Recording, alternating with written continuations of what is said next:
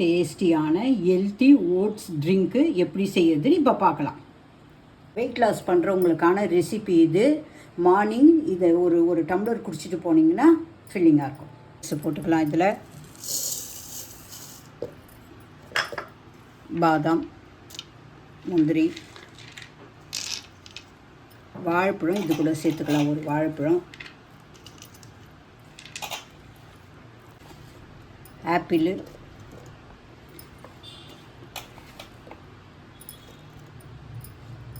Chia seeds, பால். இப்போது அரைச்சி எடுத்துகிட்டு வந்தாச்சு. இப்போது